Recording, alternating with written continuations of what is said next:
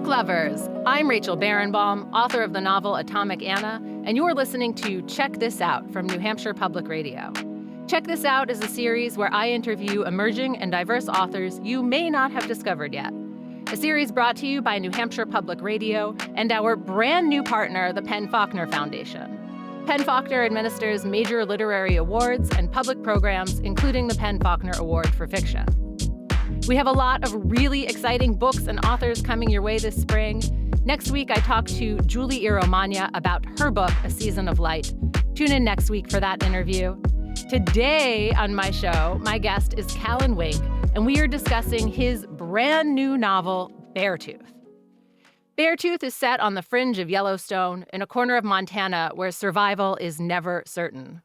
The book focuses on two brothers, isolated, living off the grid. They're drowning in debt, and they come up with a wild, crazy way to dig out of this hole.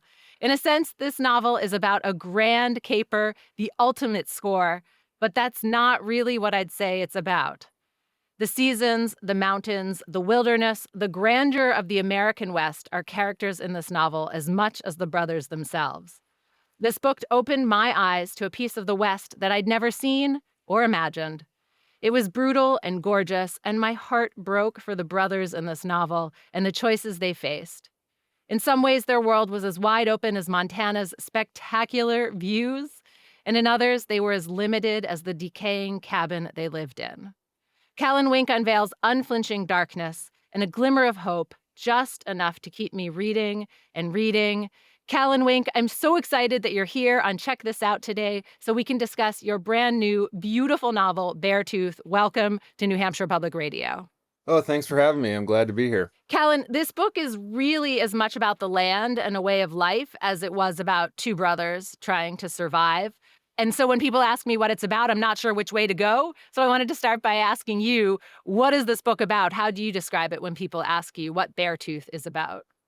You know, that's a good question. I think if it's about any one thing, I would say that at least while I was writing it, I was pretty interested in sort of how family ties can be constrictive, how the roles people play in the family dynamic can change over time, depending on circumstances. The brothers are sort of dealing with life after the death of their father. It's left them a bunch of financial difficulties. Their house is sort of falling down around them. And Thad, especially the older brother, feels like he needs to sort of bear this responsibility while keeping his younger, more impulsive brother sort of in check, if you will. So I guess for me, I mean, there is sort of a thriller-esque element with the heist in Yellowstone Park, but when it comes down to it, it's about sort of the relationship the brothers have. This book is called Beartooth, after the mountains that we see in the book, and you really transported me to these vistas, to this beautiful piece of Montana, to Yellowstone. Could you read a passage from the book so we can take our listeners there too? Sure. Short passage here that I think captures some of the sort of the environment that the story is set in, the area around Yellowstone National Park, that sort of thing. There was something about nature that was twice told.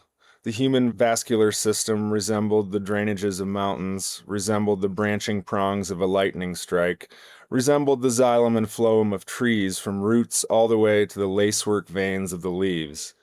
It was something Thad had thought about, but had never been able to pin down. In the fall, the red and gold and copper of the streamside alders and cottonwoods and willows were reflected in the spawning colors of the brown trout. It was almost enough to instill some sort of faith in a creator, some sort of guiding hand, an artist with a limited palette. Things were so remarkably similar when it seemed like they should be more different. When stripped of hide and hair, a bare skeleton looked eerily like a human form. The colors of certain sunsets were the colors of fire-devouring wood. The sparks sent up to the sky, perfect replicas of stars. Maybe it meant something, maybe it didn't. The human mind was a register of patterns. Whether or not these patterns existed outside the brain itself was another matter altogether. It's a beautiful passage. Thanks for reading. It really shows that you have some major connection to the land, to Montana. You know this land. Can you talk about that connection? Why Montana? Yeah, I mean, I was born in Michigan, but I moved to Montana, I think, when I was 19 or so for a fishing guide job. Something I've been doing ever since, really. I'm a fishing guide first and a writer second. So I work on the Yellowstone River primarily, a few other rivers as well, but I work all summer, spring, summer, fall on the river. So I'm out in the mountains on the river every day for my job, and quite honestly, it's a lot more fun than writing, so I'll probably keep it that way for a while. But just being immersed in it for so long, I mean, and being semi-observant, I think that stuff's just going to keep coming out in my writing for sure. So you love the land. You clearly love being out there, and you still feel this need to write, even though it's not as fun as being on the river. So, what is it that you want to put on the page? What do you want us to be seeing from this? I think if anything, I want to capture Montana as I experience and know it. Montana seems to be sort of a trendy place to make films and TV series these days that maybe don't always accurately capture what it is like to live in Montana. So that's one thing. But I think the West in general is just such a great backdrop for story. I've always said that it's like fish in a tank, right? They grow to a certain size depending on the size of the tank. There's so much wide open space here. I sometimes feel like people's sort of personalities and characters tend to sort of become outsized as well. There's a lot of great stories to be had floating around amongst the people I know and meet, even in passing out here. So, as long as I'm living in Montana, I'll be trying to write down some of the stories I come across. And this book is centered on two brothers who are living in a cabin. They're basically off the grid. And I'm dying to ask you, is it a real cabin? No, definitely not. But sort of, I had in mind a place on the sort of upper Yellowstone, right before it comes out of Yellowstone Park, that I sort of had in mind as where this cabin would be. But the cabin itself is a fabrication. Yeah. In some ways, the Montana that you write about in this book, Beartooth, is a huge, scary wilderness. There's a lot to fear. And I couldn't really decide, like, did you want us to feel that fear? Or was there a comfort in it? Or was it both at once? How did you think about that as you were writing Beartooth? In writing about the natural world, I would guess I wanted to sort of do my best to portray the fact that the wilderness isn't scary or friendly or anything. It doesn't care about our human, emotions. It just is, and so it can seem scary when you're to us, but it is, its own entity that is not super concerned with human emotion. So it's I think probably some people are drawn to it for that fact. Same with the ocean or anything that seems larger than us. So you say that outsized personalities, outsized stories come out of that part of America and that part of Montana. And this book is really centered on a caper. And we'll dig into the caper in a little bit, but was any of this based on anything real, or is this all your imagination? This is one of those things that, like I've probably spent more time than I should have in the bars of southwestern Montana. And I feel like at one point, I was talking to somebody at a bar somewhere, and this sort of situation came up. I don't know if it ever actually happened, but essentially the story, as I heard it, was somebody back in the day packed a raft into the backcountry of Yellowstone Park and floated out after, gathering some elk antlers. All of that is very illegal. And I don't actually know if that ever happened because you can't float, you can't boat on the upper Yellowstone and Yellowstone Park. So I always liked the idea of it. I love the Yellowstone River, and I've floated as much of it as you can almost in terms of my trout fishing that I do. But that section in the park is always this sort of forbidden land, that I look at and wish I could take a raft down. So if I can't do it in real life, I thought it would be fun to do it in a novel. If you're just joining us, I'm Rachel Barenbaum. My guest today is Callan Wink, and we are talking about his brand new novel, Beartooth. You're listening to Check This Out from New Hampshire Public Radio. Callan, I really want to dig into these characters now. We've got this amazing caper, this big plan that these two brothers are going to float down the river with a huge pile of treasure of elk antlers, which is completely illegal, as you said. But let's start by digging into these two brothers. Who are they? Can you talk to us about Thad and Hazen?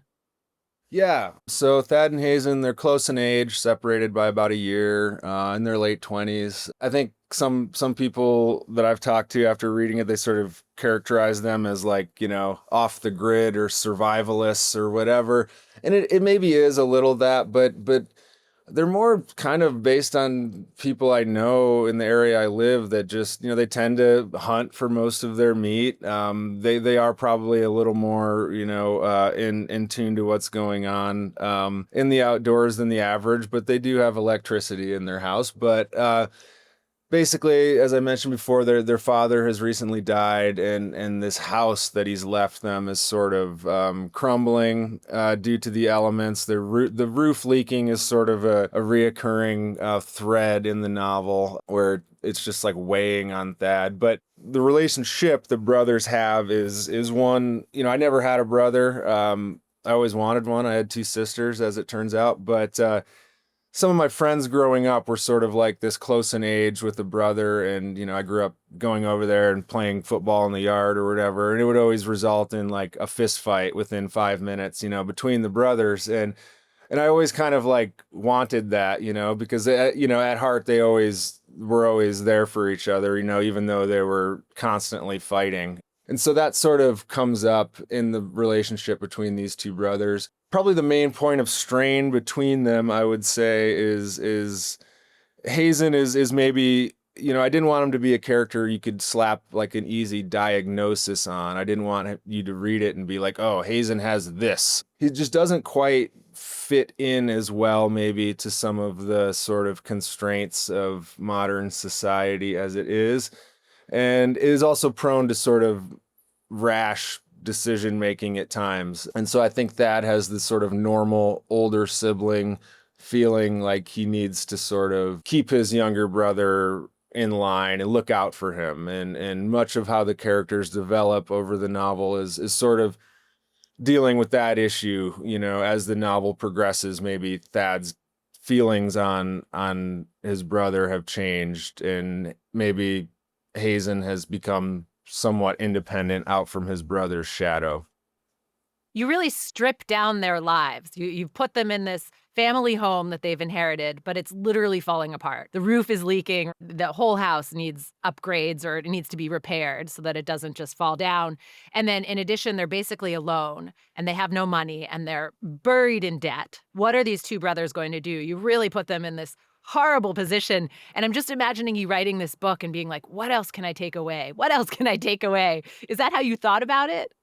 In part, I mean, I think the financial difficulty, the sort of living very close to the edge, is something I wanted to capture here, because it's really like not that far away from a lot of people's experiences here and all over the country, in places in rural America, especially, where one unexpected repair bill on a car can send your whole life into this tailspin that you can't get out from underneath. And when you're faced with that sort of thing, your maybe sort of ethical high ground you've been standing on about certain things may start to somewhat crumble out from underneath you, and you realize you're willing to do things you would not necessarily have thought you would do in order to just, for instance, be able to put gas in your car or fix your roof or eat.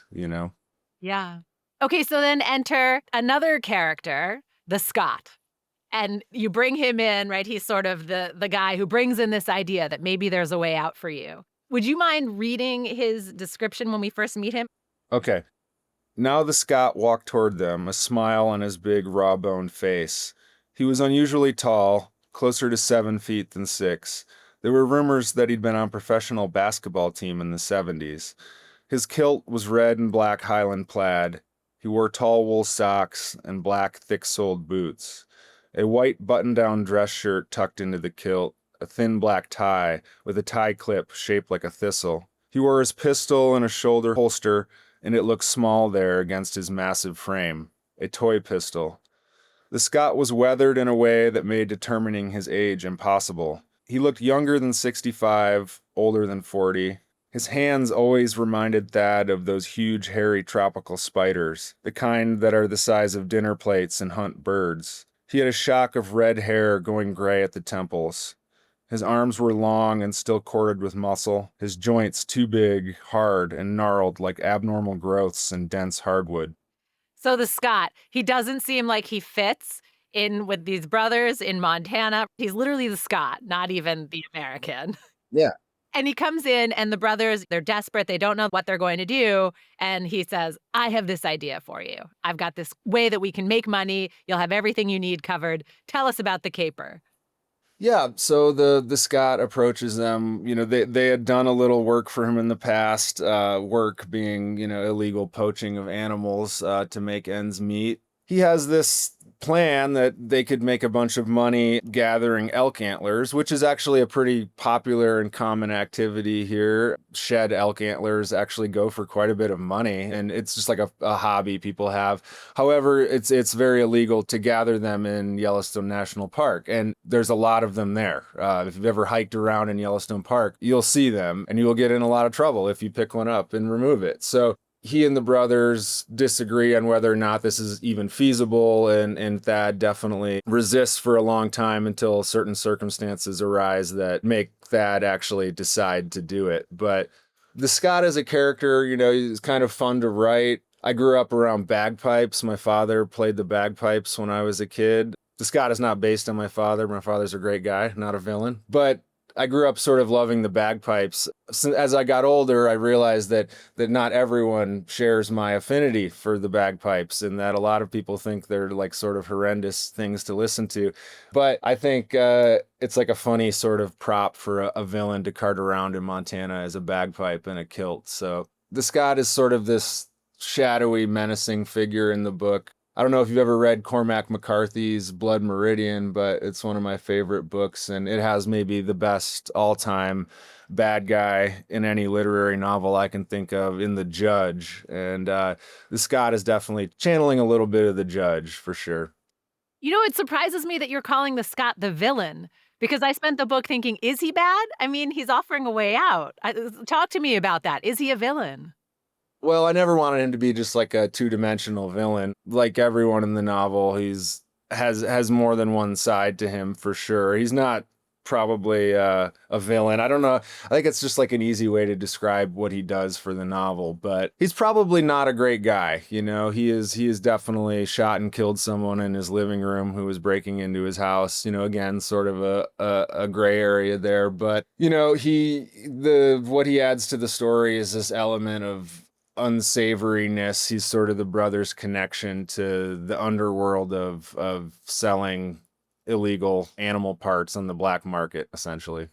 So this blew my mind because I had just never really read much about selling illegal animal parts on the black market or theft out of Yellowstone. That was a whole new world for me. Can you talk to me about that? How big of a problem is that in Montana? I mean, the elk antlers in the park, it's a pretty common thing. And mostly that like tourists coming that just, I mean, even though there's signs everywhere, I mean, there's people that still try to pet the bison and things like that. So reading of signs is not a big thing that happens in Yellowstone Park, but almost every year someone gets in trouble for trying to take elk antlers home. Usually not like a large scale operation, but just like one or two because they think they look cool. But there's been a number of sort of high profile in Montana poaching cases. Usually people trying to shoot like trophy elk and things like that when they don't have the right tag or out of season and that sort of thing. But yeah, there is a market for especially bear gallbladders, essentially. That I'm imagining sent to an Asian market. Yeah. Yeah, you put that in the book, and it was just something that I had never thought of, which is another thing that I just loved about this book because it really opened me up to all these things happening out there that I just had not imagined. I'm Rachel Barenbaum. You're listening to Check This Out from New Hampshire Public Radio, and my guest today is Callan Wink. We're talking about his brand new novel, Beartooth. And we are just in the middle of talking about this grand caper. These two brothers, Thad and Hazen, are living in Montana on the edge of Yellowstone. They are buried under debt. They don't know what they're going to do. And then the Scott comes in, this character who says, I have an idea. Go into Yellowstone and steal 100 pairs of antlers for me. Erase all of your problems. We're going to sell them on the black market and you'll be set for life, or at least set for now. And so the brothers have this big question in front of them. Should they go and steal the antlers out of Yellowstone, which is completely illegal? And one of the things that this brings up is, what are you willing to do to save your brother, to save your family, to save the house that you've lived in your entire life? Can you talk to us about that feeling of desperation and what someone is willing to do in order to save themselves or their family? Yeah, I mean, I think both the brothers, Thad and Hazen, they're not heroic figures in any way. I mean, I wanted them to be very much just sort of like normal guys who are sort of pushed into this situation. I mean, they don't have a lot of other marketable skills. They've been kind of eking out a living, cutting firewood, delivering firewood, that sort of thing. And this is a way for them to at least for a while escape some crushing debt that they have. I mean, they're not only is the house falling down, they're facing possibly losing it. Their father had incurred a lot of medical bills, like many people I know, underinsured or not insured at all. And yeah, I mean, the circumstances of this seem fairly, at least to me, in places I've been in my life, it seems fairly believable and recognizable, in fact. Slightly dramatized for the purposes of novel and story, but I think a lot of people are forced to make hard decisions based on financial difficulty. And what they end up doing is, it definitely seems a little kind of extreme and out there, but for the life they've lived and what they've been raised in, the undertaking that they go about in Yellowstone Park probably doesn't seem as foreign or daunting as it would to someone who'd lived, in New York City their whole life. So we're focused on these two brothers, Thad and Hazen, and we've talked about the Scott. And at one point, one of them makes this comment that they really live in Mantana, not Montana. I thought that was a funny way to think about it. But there are women in this book also. Enter Thad and Hazen's mom. She shows up in this beaten down van. Introduce us to her. Yeah, so their mother had been an absent figure for much of their growing up. She'd had tragedy of her own in her life and had the brothers at a fairly young age, and probably didn't have the greatest, most fulfilling relationship with their father, and as a result sort of set off on a journey of her own and left the brothers in the care of their father. So her sudden return, the brothers deal with that differently. Thad, the older brother, carries a lot more resentment, and much of his growth as a character is him sort of coming to terms with his mother and maybe accepting her a little more for who she is by the end of the book. The house, actually, although it was sort of left to them by their father, is her childhood home. It was built by her father, and so the land that it's on, I mean, that was where she grew up. Although Thad feels like it's his now, he has to wrestle with the fact that it actually is still hers, and she has kind of a right to be there, even though he's not real accepting of her. Yeah, and it really brings up this question of, do you love your family or do you owe your family something? Dad doesn't want her there. He wants to kick her off, but not really, because it's his mom. Yeah, exactly. He, as a young person, was deeply hurt by his mother leaving, and he didn't understand why. And now that he's an adult, that hurt is just transferred into, anger, basically. And I think by the end, he has maybe a different stance, has come to a different stance. Yeah. Right, because a little bit of what they're searching for is not just literally cash to pay off all of their debts, but also where they belong in this world. And part of that is, where does their mom fit? Who do they love? Who do they owe? That kind of question. And this brings us to another female character, which of course is the Scott's daughter, who may or may not be his daughter, this sort of younger woman who tags along. Talk to us about her for a minute, too. Yeah, she is another sort of character. I mean, she's maybe not incredibly central to the plot as it is, but she again she's sort of along with the Scott for much of the book as she's a bit of a mystery to Thad, especially. He doesn't quite know where she came from, or he assumes it's the Scott's daughter, but as things develop in the book, realizes that may not actually be the case. I think what this character Naomi does in the book, she's sort of a counterpoint and adds some resonance to the figure of their mother in the novel. The two of them have this connection that becomes more important, and also Hazen as well. He kind of does a severe rash act there towards the end involving the Scott, and the impetus, the catalyst for that, in many ways, is this young woman. So with the brothers, there's family love, there's devotion, there's what do you owe your mom? But then when you bring in the Scott's daughter, Naomi, you have this question of could there be romantic love? And Hazen thinks maybe he loves her. And it felt like this was your sort of your moment where you could say, what is love in this book? And trying to explore emotions a little bit further. Is that how you were thinking about her? Yeah, I think as I was writing, I mean, much of what I was interested in was the relationship with the brothers, and Hazen needed to gain some kind of independence, and in this one area, it's an area where Thad was sort of, he thought he kind of knew everything about his brother, basically. I mean, grown up closely together, and then all of a sudden there's this moment where Hazen sort of goes off on his own, and has this attraction for this woman that Thad sort of has a hard time wrapping his head around, like how his brother could even, you know, he's not the sort that probably had been on a lot of dates in high school, put it that way. So it sort of seemed surprising that, and definitely made him look at his brother in a different way, as more of an independent person than he'd maybe ever seen him before. And what for me, what it really did was it focused on this idea of what is love versus this sort of what we'll call caretaking, I guess, because I think that you really point to that in the book. And actually, there's a passage that I love that talked about this. Can you read for us? Yeah, sure, I'd love to. Thad had started to walk away, but he stopped. He wiped at his running nose and spit into the snow at his feet. I've noticed a strange thing in those who serve as caretakers, the Scot said. They tend to underestimate the abilities of their charges. The more someone needs your care, the more important your own existence becomes. What are you trying to say?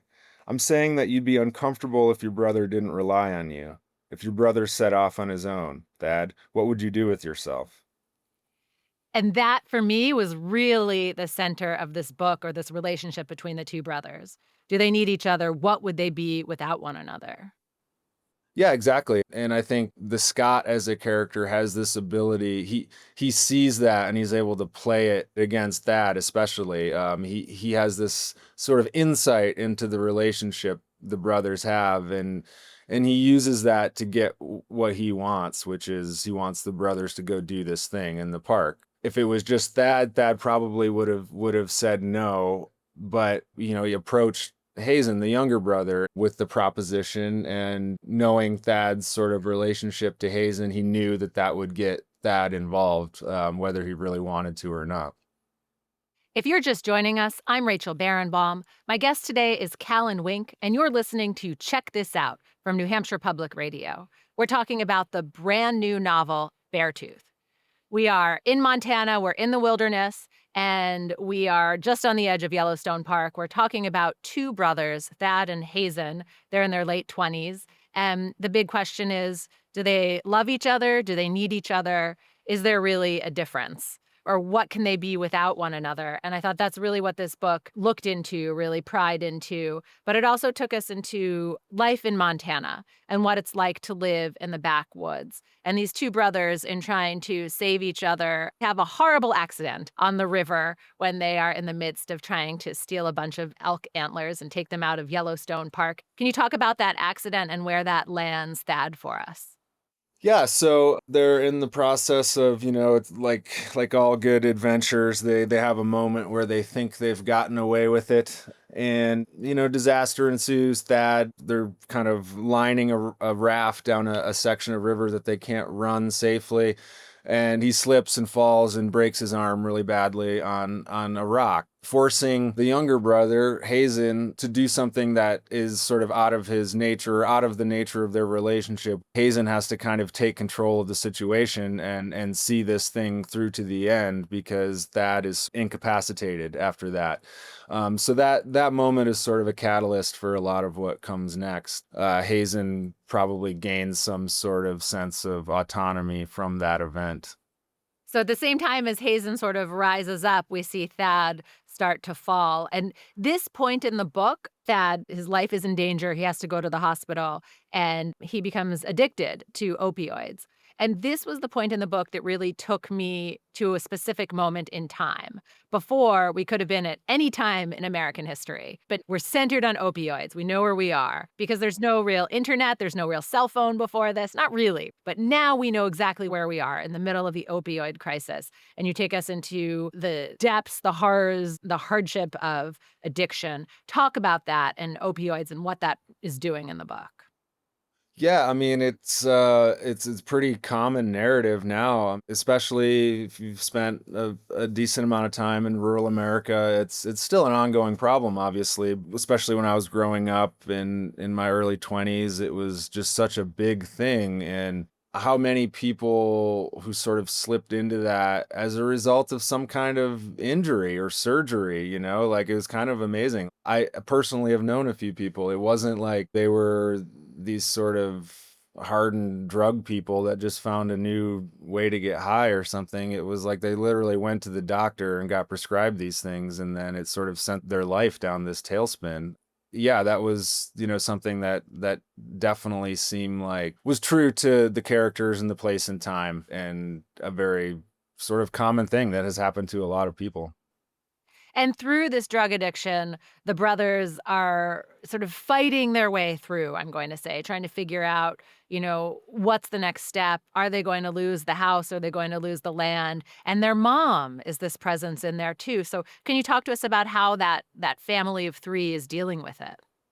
Yeah, I mean, that in that part of the book, that's sort of Thad's low point for sure. And there's this thing when you're at your absolute lowest, it becomes harder to maybe hold on to a grudge, or stick to your guns about your how you feel about someone in particular. This is his mother. He's laid completely low, and at that point, a lot of the anger and resentment sort of probably starts to fade away a little under just all the other things he's going through. He doesn't have place in his life to hate his mother as much as he had before, when he was, healthy and capable of doing what he wanted to do, more or less. So the act of becoming extremely, weak and sort of dependent, in a way, on a drug, one, and then other people, sort of probably recalibrated some of his feelings towards his relationship with his mother. So early on in the book, you have this great line that I absolutely loved. And you say that it's sort of advice that Thad got from his father. And his father said, be comfortable. People who are comfortable in their own skin can never get lost. And in a way, I thought a lot of this book was about getting lost. But then drugs, or opioids in particular, when you're recovering from an injury, I kept asking myself, was he lost? Or was it not his fault, right? Because he took these pills because the doctor said you should take these pills. But then he's spiraling down and can't find his way back up. So I just wanted to ask you about that, this idea that people who are comfortable in their own skin can never get lost, and how that pertains to this addiction section. I think that particular line from his father would apply really well to the brother's life spent sort of in the mountains of Montana. They're not the sort to worry too much about getting lost in the backcountry. The things that their father taught them growing up did not necessarily apply well to other areas in your life where you can get lost, and the things that happen to you when you're not in the woods. You're in town. You're at the doctor's office. You're dealing with, something like a bank statement or a medical bill, that sort of thing. And how the things you're taught as a young person, sort of guide what you do in your life. Thad and Hazen, neither of them were very well educated on on these other things that are just, the cost of doing business in modern society. So while Thad is in the middle of this drug-induced haze, he's spiraling down. Hazen is finding himself. He's getting a car. He's getting a job. He's really finding his own independence. But he's also spending time at the bar, and he's talking about this big caper and what they did. And he's spinning a legend. And I would love it if you could read to us a little bit about this. Okay. You haven't been to town much this winter, have you? You two have become quite the folk heroes. Ran the canyons and stashed the goods. Outlaws. They'll be singing ballads about you before long. We didn't stash anything. And that's not all. There's some people saying that you found something up there, a valuable something, that you're just biding your time until you can go back and get it. What are you even talking about? We had a decent load of antlers that we scrounged around all over the damn place to get. We tossed them in the river. End of story. The park is a mysterious place, the Scot said. I don't need to tell you that. Geological oddities, early human inhabitation, the remains of extinct animals. I've read up on it. Did you know that they found the skulls of ancient rhinoceroses in the park? Mammoth tusks, and gold, of course. I love this section because now not only was there this caper, but it's turned into a legend. And the locals are all saying, what did the brothers really find? Did they stash something? Was there ever this kind of legend? Was this based on anything real? No, but the area around where I live, it does sort of abound in these, you can find things, and there's a good portion of the local population that spends time looking for stuff. Either they want to sell it or they just want to collect. There's all sorts of places you can go to find ancient artifacts, arrowheads, spear points, that sort of thing. It's fairly common when the river, we get a very large runoff on the Yellowstone River every year, and banks erode. Ancient bison skulls will poke out now and again, all sorts of things. And also the gold. I mean, there's a fairly major discovery of gold in Emigrant not far from where I live. So people still pan for gold in the small streams around here. So all that stuff is very much a part of the lore of this part of Montana. Callan, in your book, Beartooth, your character Thad thinks a lot about his father. And at one point, he wonders if his father came from stronger stuff. That's actually what he says. Maybe his father came from stronger stuff. Can you talk about that and maybe what he meant by that? Most likely, I think Thad probably, like many of us, considers himself maybe not living up to the standards of his father, for right or wrong. And being the oldest born son, he probably feels a responsibility to sort of, carry on whatever legacy his father has left him, for better or worse. I think probably there is it's kind of a common theme or trope is always sort of, the generation before, the greatest generation is an example, seem to have some sort of gumption, if you will, that is maybe lacking now. And I think it's just probably a common thought to have, as a son thinking about his father and how he stands up. Is there something in specific you think that haunts Thad about his father that makes him think about that again and again, that maybe his father came from stronger stuff? It's really easy to put someone who's died on a pedestal that maybe they didn't deserve in real life, when Thad's father has died. And so, never again will he see his father, fail at something he's tried to do or prove that he in fact was made of the same stuff as everyone else. So when someone dies, there's a possibility that other people, in this case Thad, mythologize them a little bit. Callan, as I read Beartooth, I got the feeling that there were ghosts, different kinds of ghosts in your book and haunting the brothers. And you actually say at one point, you have this passage, at her age, the balance must shift, the weight of memory gathering mass until each waking day was more of a waking dream, haunted by the shades of people you'd known who were a long time gone. And I love this idea of memories haunting us and weighing us down. Could you talk about that? Yeah, I mean, I think everyone alive has memories of their past, and those influence then how they move through their life. Probably those things increase the older you get, and when you're confronting the fact that maybe your time on Earth is coming to an end, you have more inclination to go back and relive the things that you've done. Seems like probably a pretty common, situation that you find yourself in as you age. My guest today is Callan. We're talking about his brand new novel, Beartooth. I'm Rachel Barenbaum. You're listening to Check This Out from New Hampshire Public Radio.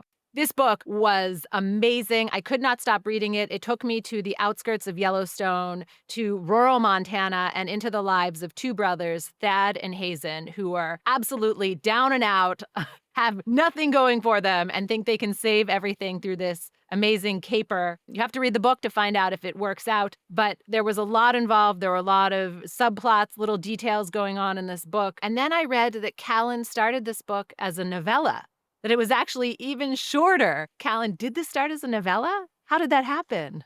Yeah, this one had a long, sort of a long trajectory to get to where it's at. The premise of the novel I've had for over 10 years. I think it actually started as a short story when I was in grad school many years ago in Wyoming. Some of the characters, kind of the premise of the going into the park to get the antlers, that was always there. Then I turned it into a really long, boring novel. It was one of my early novel attempts. It was kind of bloated and long. It lost its way very quickly, and it was not very good. And I put it away for many years and wrote, two other books in the meantime. And then a couple years ago, I went back to it just 'cause I still liked the premise and I liked the characters. And I just sort of severely cut it down, edited it, just took out everything that was boring. And then I had what I thought was a pretty good novella, 80, 90 pages, something like that. And I had this idea that I was going to publish a collection of novellas. And turns out publishers don't know what to do with a collection of novellas. Several of them liked it, but they were like, I don't know if we can sell this, but we like this one, this Beartooth one. Can you turn this one into a novel? And so I'm like, all right, we've come full circle now. And I expanded it. It's still a short novel, but it is now a novel. Yeah. So it's gone a couple different revolutions in its life. I'm so glad you shared that because I think a lot of readers think that books come out as these perfectly crafted pieces, but they go through so many iterations and years of work. Yeah, exactly. I think the longer I do this, the more I realize how much work it is. It's actually everyone gets a little harder because you kind of know what you're getting into when you start, and you're like, oh man, I don't know if I have what it takes to see this one through to the end. It's going to be years, but yeah. So you are a river guide. You've talked about that a little bit, and you live in Montana. But these brothers, Thad and Hazen, they are really survivalists. They are living on the land. They're chopping wood. They're hunting. They're doing all this. Did you already know how to do all of this, or did you have to go out and learn some of these things that they're doing in the book? Yeah, I mean, I do not have what the brothers have in terms of outdoor savvy and sort of live off the land mentality. But, I did grow up hunting and fishing and I've cut my share of firewood in my day. And so, I mean, these things are not like foreign to me. I can't say I did a lot of research, but in particular, I don't do much hunting anymore. That is something that I have a lot of friends that are the guide elk hunters and hunt a lot. So, just being around the people I'm around, you sort of pick up these details that then, you can insert into the narrative to give yourself some authenticity. But it's stuff I've been around my whole life, really. So it didn't seem all that like foreign to me. Do you keep a notebook or something to remind you of these little stories or things that you pick up when you're out there? Yeah, I mean, I'm always trying to write stuff down so I don't forget.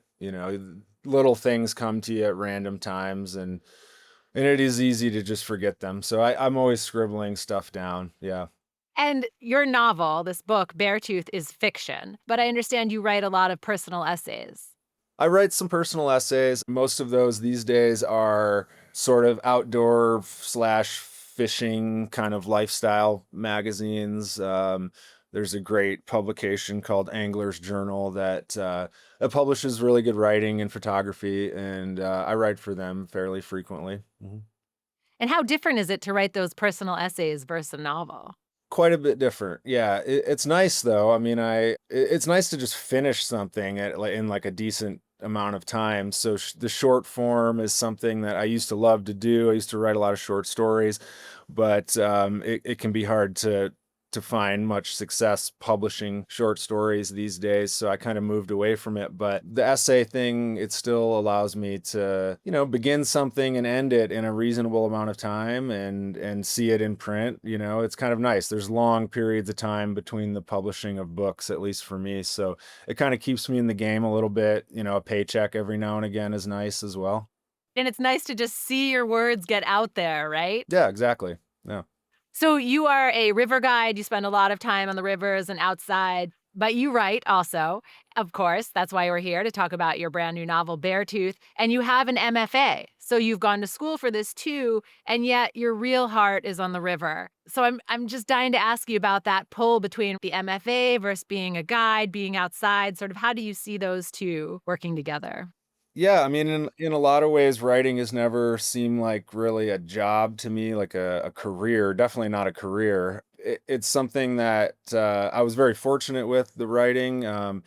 But I went to got my MFA at the University of Wyoming, and it was for me going in was I was fishing guiding at the time, and it was something I could do in the winter for a couple years, and I knew I would write a lot and have some people read my stuff, and then I would go back and be a fishing guide after, and that was all I ever thought of it, and that was going to be it.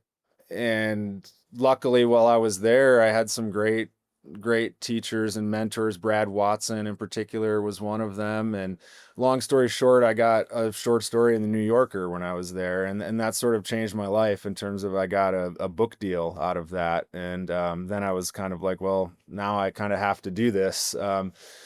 But yeah, always still fishing guiding. I mean, that is how I make my money. Writing is certainly not keeping me afloat. So, and I love it. I mean, I've never wanted to. I've done a little teaching and I've enjoyed it, but I couldn't see myself, being the university writing professor.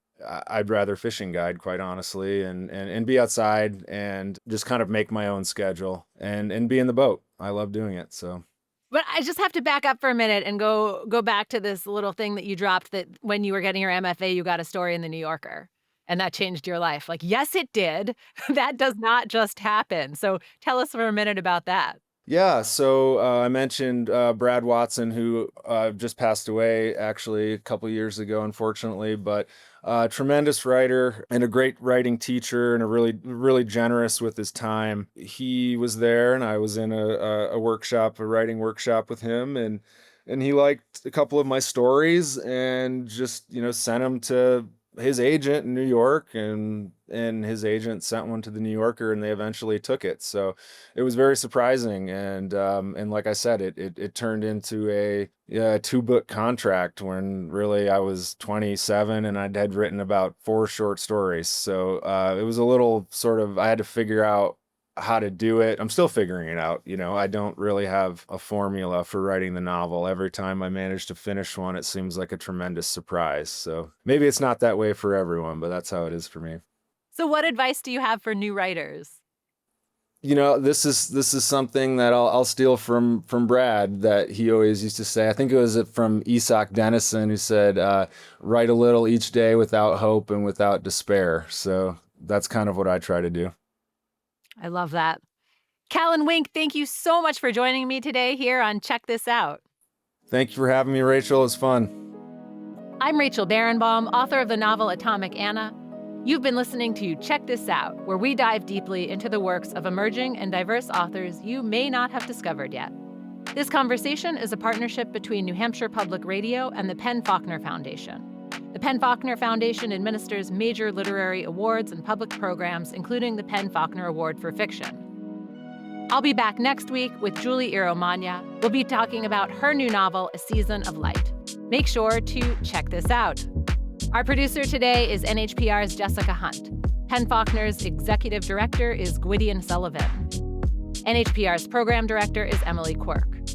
The show is sponsored by C&S Wholesale Grocers family of companies, the podcast Totally Booked with Zibby, the Jack and Dorothy Byrne Foundation, and the Howe Library Corporation. Remember to go to your local library or local bookstore and check out all the books you hear about, hear, and love. Thanks so much for listening. I'll see you next time.